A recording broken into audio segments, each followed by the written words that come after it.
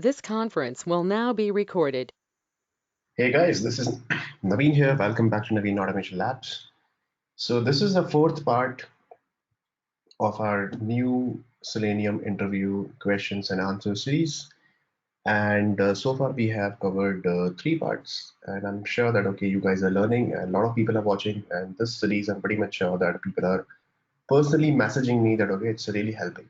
So if you are going for interviews and preparing for interviews, and tomorrow, let's say if you have interview, easily guys, you can go through okay all these 3 4 videos, and I'm pretty much sure that okay if this is the way you are explaining at a time of interview, especially for Selenium, definitely chances are very high to get selected, right?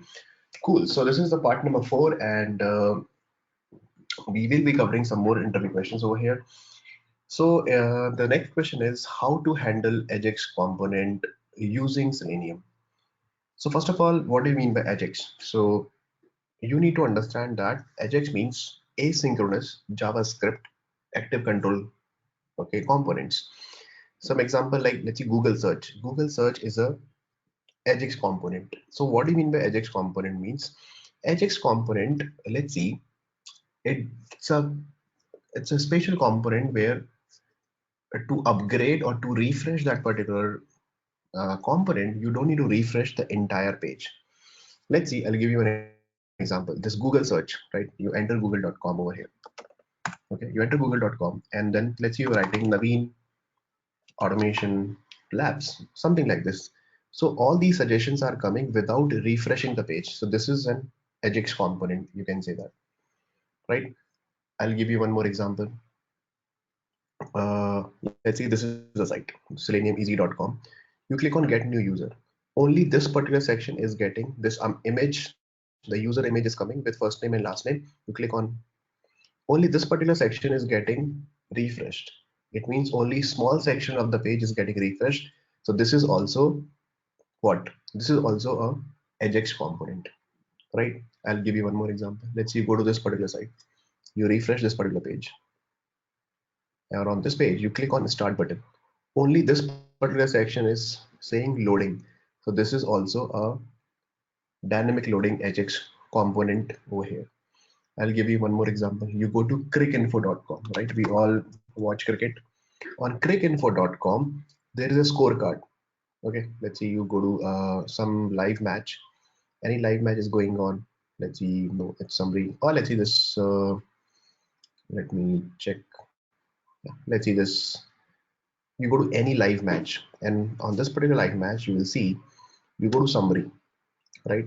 And on summary or maybe your scorecard, let's see 18.2 overs are done. And then in every second, after one ball, every second there's a scorecard is getting updated, right? Let's see, after one ball, one scorecard will be 135 or 132.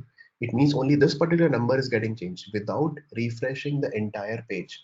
So this is also a kind of ajax component, right? So let's see some live count is happening or something like this. Without refreshing the page, only the small section, only a specific section of the web page is getting refreshed or is getting changed.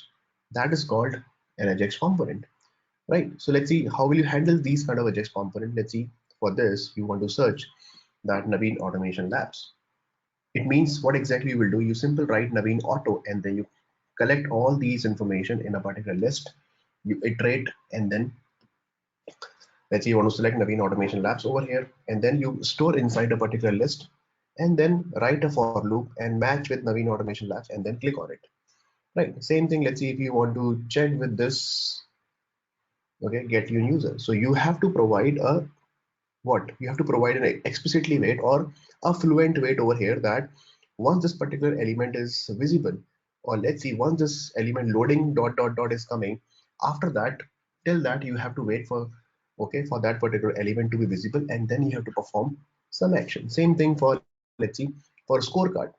You have to keep checking what exactly the latest value is updated or not with the help of synchronization. So synchronization is very important. It means you have to provide your proper explicitly wait, WebDriver wait, you have to write it over there. So that's the question, is that what do you mean by ajax component and how will you handle it? So to handle, simple, as I told you that as I told you, the acronym is asynchronous JavaScript XML calls, right? And then Sometimes the WebDriver itself manages to work with the Ajax component, but for let's see, some components are coming after 5 seconds or 10 seconds. Selenium is not able to identify or not able to locate that particular element. In that case, we have to provide a proper wait for that. So this is the WebDriver wait that you have to create like this, and then you simple write one explicitly wait, and then you are good to go with that. Like this, expected condition dot presence of element located by dot id, or whatever the id is there, you simple write that particular id by dot xpath or whatever you want to write it, right? Like this. So if someone is asking the question, first of all you have to tell the full form, asynchronous JavaScript and XML, and then you have to tell some different examples, and then how will you handle it? You have to handle with the proper synchronization, with the proper explicitly wait or WebDriver wait or fluent wait. You can use it simple. Okay, now let's talk about something, page objects. What do you mean by a page object in Selenium? Page object means, this term is coming from page object model design pattern. First of all, it's a design pattern, it's not a framework, as I told you earlier also so many times. So page object, what do you mean by page object? Page object is a class corresponding to each and every web page. If you have 5 pages, home page, login page, registration page, profile page, for every page you have to create a separate Java class, and in that particular separate Java class you will define number of things. First you will define how many elements are there. So let's see, this is the page class. Let's see my login page class, right? Login page dot Java. So for every page class you will create a separate Java class, and you will define number of locators. Now you can define the locators with the help of by locator, or you can define directly with the help of web element. Okay, you can use it, and then you will write some method over here. Let's see, method number m1 over here, method number m2 over here, like this, right guys? And then you will be using these locators inside these methods. Kind of encapsulation you will be using it. Okay, in the form of encapsulated format you have to create your page class, and always remember page class will have your locators, and the methods means your page actions. So let's see, for login page, different, let's see, username, password, sign up link, reset password, and login button. These are the locators are available, and you will define different methods over here like this, right? Like this. So this is the concept of page. If you have, in this particular application, if you have, let's see, login page, home page, registration page, profile page, accounts page, deals page, contacts page, for every page you will create a separate Java class. So every page will have a separate Java class. What is the advantage? The advantage is the maintenance will be very easy. Tomorrow if any changes in the login, immediately you go to the login page class, you let's see, email id or password or any kind of element is getting changed, immediately you come over here and you change the logic, or you change the method, or you change the locator. So the maintenance will be very easy.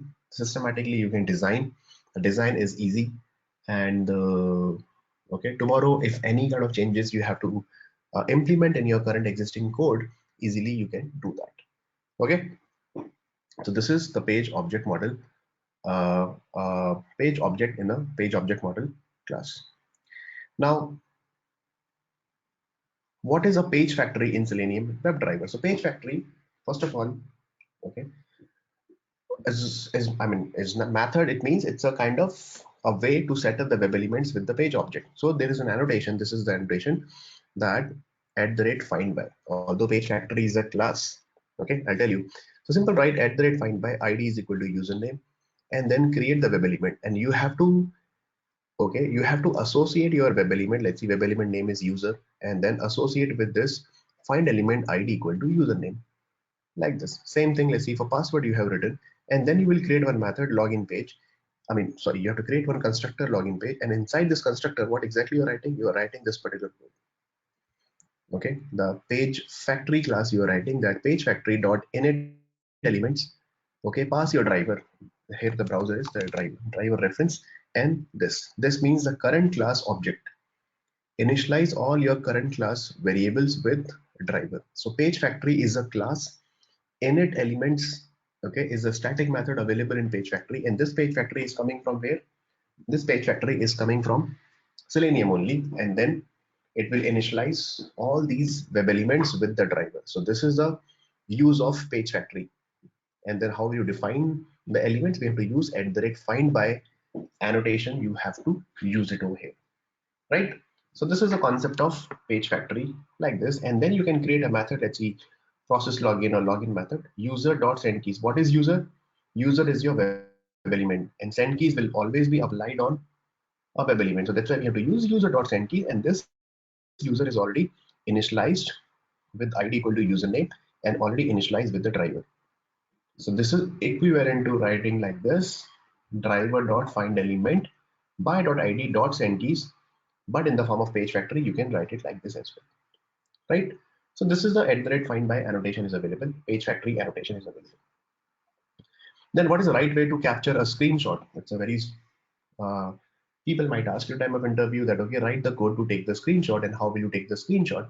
So to take the screenshot, two things you have to remember: that one method is there, that get screenshot as method is there, right? So what you have to do, that whatever the instance of the driver instance, you convert that driver instance into take screenshot.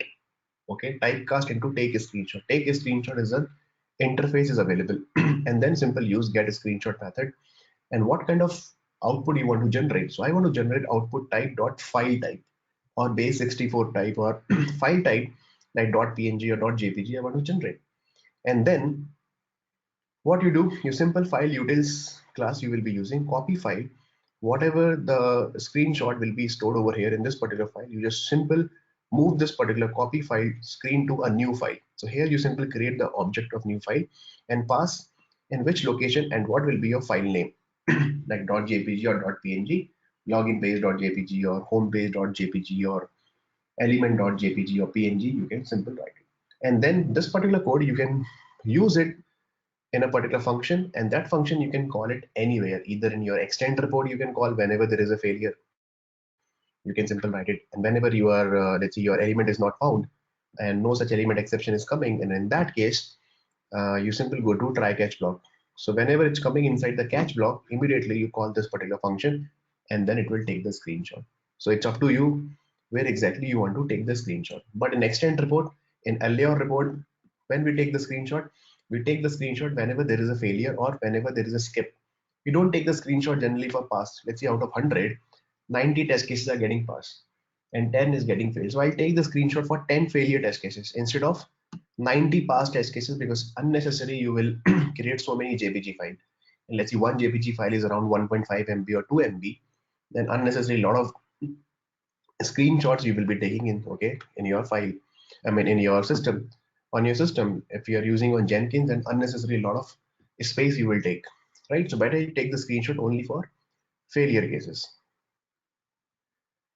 Now, how to simulate mouse over action? So for mouse over action, we have to use what? Actions class. So we have to simply use action dot move to element method we have to use, and then dot build dot perform method you have to use it. So what do you, okay, on a sub menu and sub menu, how will you do that? Right. So I'll show you an example. Let's say I'll go to my Eclipse. Where is my Eclipse? I'll go to this Eclipse and I'll show you simple the live code also. I'll show it to you. Let's see, move to element concept. Right. So what will happen that you go to this particular site. Okay, this site, and you open it Google Chrome. And what exactly I'm doing on this particular site, this is called menu. Content menu is there, and then sub menus will be displayed, right? Articles, courses, and single videos. So if you mouse over on content, then only articles will be visible, and then only courses will be visible. Let's say I want to click on courses, and first time you're coming on this page, courses is not visible. Then guys, I cannot click on it because courses is not visible on the page. So what we have to do first, we have to mouse over on content or move to element, move to this particular element. By the time courses will be visible, and then simple you click on it. So this is the example that I have written. First, okay, create the web element and then create the actions class object. And remember, in actions class object we have to pass the driver, and in select class object we have to pass the web element. So don't be confused between actions class and the select class. Actions class is used to perform the user actions like dot click, I mean move to element, and drag and drop and right click and double click and context click, right?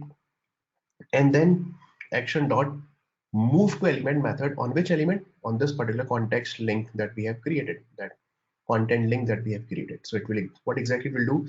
It will move to that particular element, and then move to element method. It will return what? It will return one actions class reference, and then at the end you have to use build it and then perform it. So what do you mean by build and perform? Build means it will collect all these cascaded actions. So we have only one action. Okay, the build means whatever the actions class is performing any kind of operation. What kind of operation? Move to element action we are performing. So this particular action, it will build it, it will collect it, and then finally perform it. So whenever you are using, okay guys, whenever you are using actions class methods, you have to use dot build and dot perform like this, and then move to element, and then let's say we are waiting for 2 seconds, or you can use explicitly wait also, and then driver dot find element by dot link text. By the time courses will be visible, and you simple click on it. So let's see if you run this particular program and it's working or not. So I'll run it and let's see it is working or not. So yeah, it's launching the browser.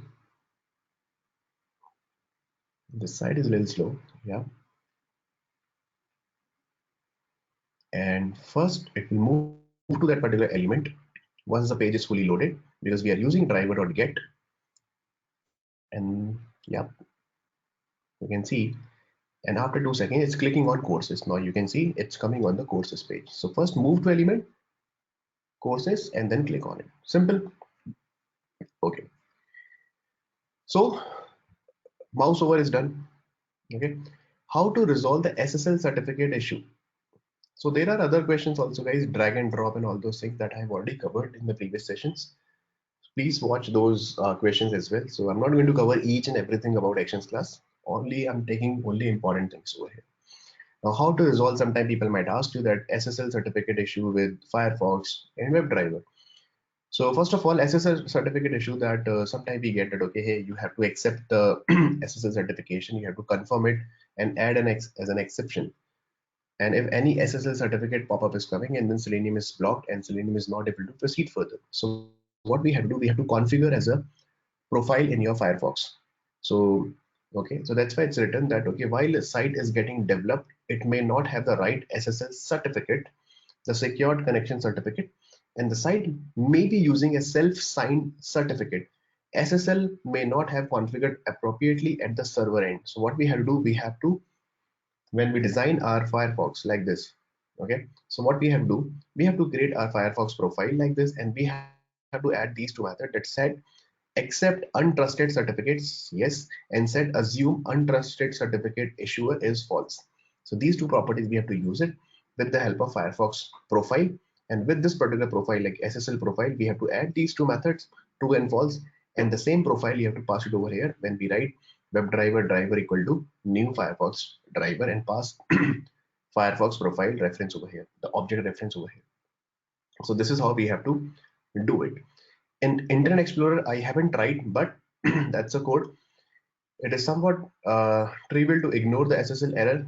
We have to add the below code and safely skip the SSL issue, driver.navigate.to, and this is a JavaScript, guys. We have to use it. That's it. Okay. So I have never tried, but you guys can try and let me know if it is working or not, because I really don't have Internet Explorer on my system, but this is the question like this. Now, how to handle a proxy using Selenium? Although it's a very rare scenario, but sometimes you want to use a proxy server. Let's see some proxy server that you have set up, and you have to call that particular proxy, and you have to configure that particular proxy that uh, the entire traffic is going through a proxy whenever you are hitting any particular site or any URL. So you can set a proxy like this. Okay, whatever the proxy server IP address and the port number, and then simple create a proxy class object. Proxy, all proxy is equal to like this. Proxy is the method. So I'll do one thing. Let me write it like this. Okay, and then we have to call set HTTP proxy and set FTP proxy and set SSL proxy. We have to write it like this. Okay, and then this particular set proxy string, we have to pass it over here.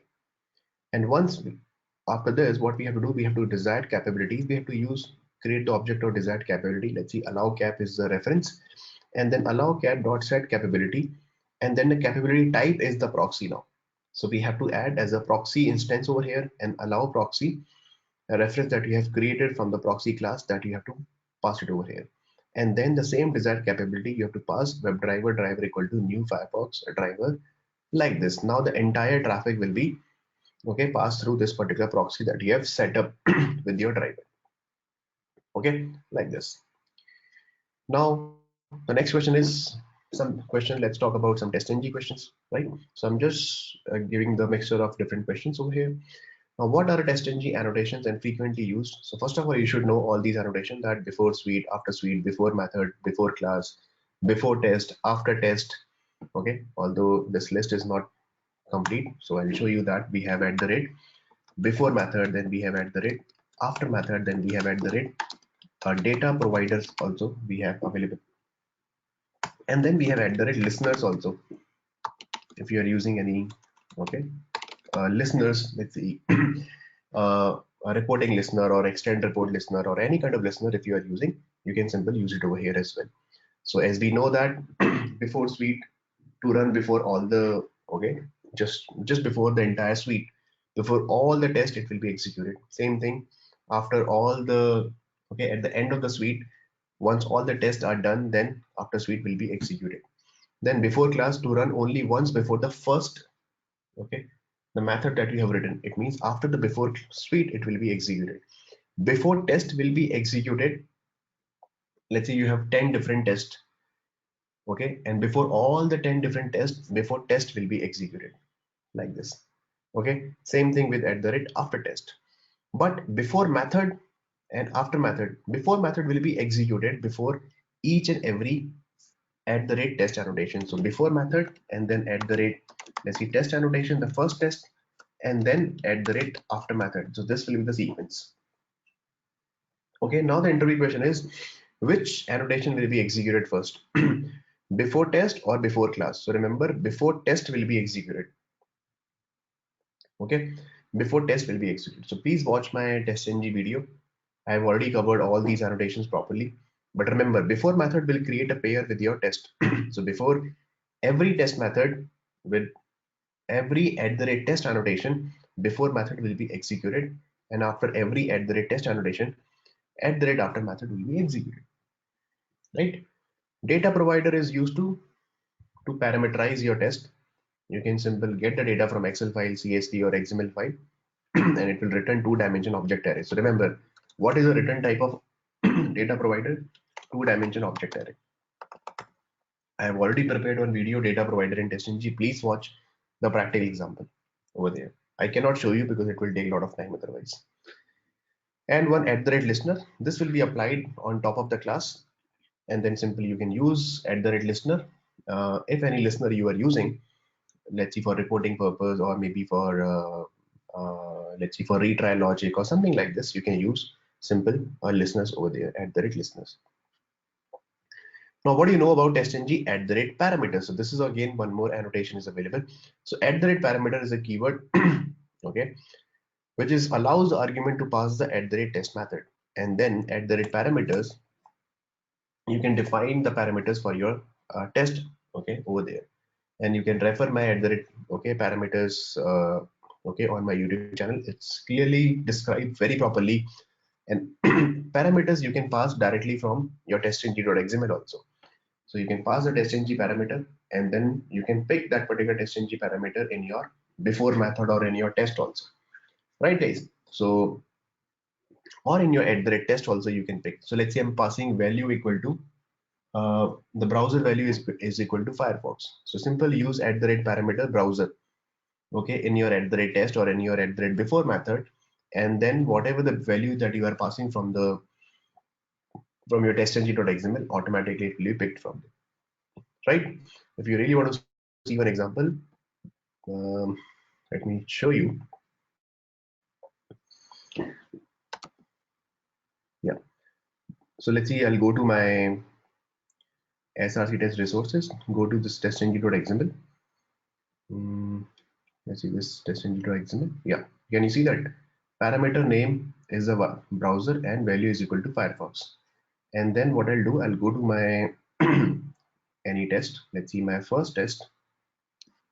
Go to the base class, and here you am writing at the rate parameters value equal to browser. It means I want this particular browser value from parameter section, and where exactly this parameter is defined in your test.xml over here, like this parameter name equal to browser and the value equal to Firefox. It means I want browser value, so I have to pass the browser variable over here like this. So browser value is equal to Firefox, so Firefox will be given to this particular guy setup method, and then on the basis of that my browser will be initialized like this. So this is a very powerful thing. You can pass n number of parameters. Let's say URL equal to google.com, username, password also you can pass it directly from the parameters from your testing.xml file. Okay, so this is the purpose of @parameters.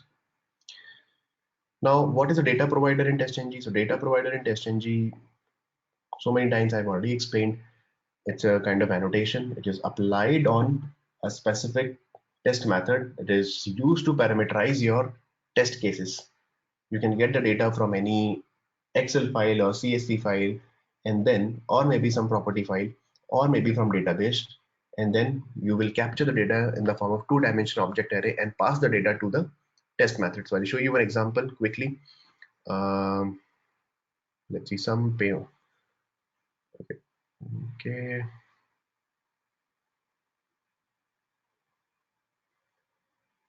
Just a second. Yeah. So I'll show you, let's see one test over here. You go to contacts page test, right? And in this particular contacts page test, you can see that I have written one data provider. It means this data provider will get the data from this particular Excel sheet. So get test data method I have written. The data will be picked from this particular Excel sheet. And sheet name I'm passing, let's see login sheet, available in the form of rows and columns. And then the data will be picked in the form of two-dimension object array. So the return type of two data provider is always two-dimension object array. And then we have to make a connection between your data provider and your @test annotation. So what I have to write, data provider is equal to the method name. Which method name? Your data provider method name. So I have to write get context as data like this over here, right? So this is very interesting, very powerful. Let's see if you are passing 5 set of data. It means the same test case will be executed 5 number of times. So now let's see I want to create a contact, right? And I have to fill the form with 10 different users. So at 10 different users data, I'll maintain 10 rows I'll maintain in my Excel file. I'll get the data in my through my data provider and pass the same data to my test case. And then same test case will be executed for 10 times for the 10 different rows available in Excel file with the help of data provider. So data provider is always used to, okay, pass the data to your test like this. So if you really want to explain on the board on white paper, okay, or maybe on whiteboard at the time of interview, what will you do? So let's see, this is your, okay, this is your test, and this is your, in between your data provider is available. So this is your DP means data provider, and the resource is available over here somewhere like this. Let's see, this is your Excel file, right guys? This is your Excel file. I hope it's visible, right? This is your Excel file. In this particular Excel file, you will create one Excel utility, and then you call the data, maybe let's see Apache POI API. You will fetch the data from Excel file, and then this data provider method will call this guy, okay, and then it will return two-dimension object array, okay, two-dimension object array. And then this data provider will be applied on @test annotation. It means whatever two-dimension object array, so two-dimension object array, it will look like this kind of, okay, like this, a matrix kind of thing, right? Like this. So this is 0 and this is 0, 1, 2 and 3, and this is 0, 1, 2 and 3. So whatever the data is available at this particular coordinate 0, 0, the same data will be given to this guy, right? And the same 0, 1 will be given to this guy. So this entire row will be given to the @test, and this @test will be executed against this row, and then this row, and this row, and then this row. If you have 100 rows, one by one the set of data will be given to @test from the data provider. That's why the name is data provider. It's providing the data like this. So that's why the return type of data provider is always, remember, two-dimension object array. Okay, this is an interview question. So remember this particular diagram. You can explain like this at the time of interview. Okay. Okay. Now, what do you mean by grouping? So grouping is a very good feature, and that feature I think is not available in JUnit. But in grouping, what exactly you can do, that you can divide your test cases. Let's see, multiple groups you can create. Let's see, home page related test cases are associated with home page group. Sanity test cases are related with, let's see, sanity group. So let's see something like this, that uh, let's say you have one sanity, okay, group. This is a sanity group. In sanity group you have all 10 test cases like this. Then you have one regression group, and then all the regression related test cases are related over here, right? And let's say you have one smoke group, sanity and smoke, and then some test cases are related to smoke group. Now you have three test suites you have. Then if you really want to execute your testng class, execute with regression group or regression tag, all the regression test cases will be executed. Now suddenly you get the build from the developer, then you execute only this particular sanity, then you execute only this particular group. So the grouping you can do that. And now let's see, only there is a bug fix only for home page. So what exactly you will do, that you will create one home page group. Okay, one, let's see, HP means home page group. And this home page group is having around 10 test cases, right? 10 test cases like this. And these 10 test cases you want to execute only for home page, because there is a bug in the home page and developer, they have fixed it and they have given the build. So instead of executing the entire regression, what you do, you just focus on home page only. But how will you segregate? You simply execute, right, @test. Let's see, home page related test cases, @test bracket group is equal to home page. And then from the testng, you just execute only home page related test cases. So the limited scope only for home page, you're concentrating on only your home page instead of running all the test cases for regression. So you can save some time, and then you can focus more and more on home page instead of to the entire regression like this. Okay. So this is the concept of grouping, right? Now it's saying how to associate a single test to multiple group like this. As I told you that maybe let's see, one test case is important, equally important for smoke testing and equally important for regression. So you can simple comma separated grouping also, you can write regression testing, comma smoke testing. Like this also you can do it, right?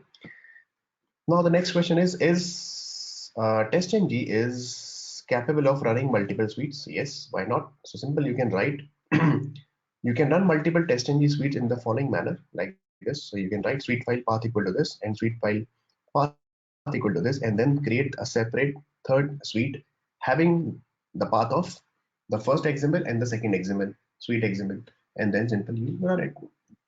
So that like that you can do that. In fact, 3-4 XMLs you can write it, and then you can simply write it. Okay, so that's all for today. Next, last video we will prepare, guys, on some interview questions, general interview questions on frameworks and all. So that will be my part 5. So that's all for today. And for this particular video, please prepare these important questions. Very easy to explain. So I'll keep upgrading, updating this particular document. I'll add more and more interview questions so that you can get the best out of it. Best out of it.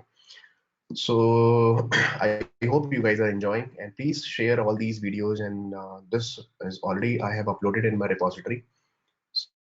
So if you go to my repository, where is my repository? Yeah, you can see that I'll share this particular URL in my description. The document is already uploaded over here on my Git repository, so you can download it and then you can simply check it over there, right? Cool. So thank you so much for watching this video, guys. Please subscribe to the channel, please. And then why? Because if there is a new video coming, automatically you will be notified, and then you always be up to date with the new videos, with the new latest videos. Because the plan is in 2020, a lot of videos are coming, so I don't want it. Okay, you are missing any single video. So thanks for watching, and let me know if you have any issues with that.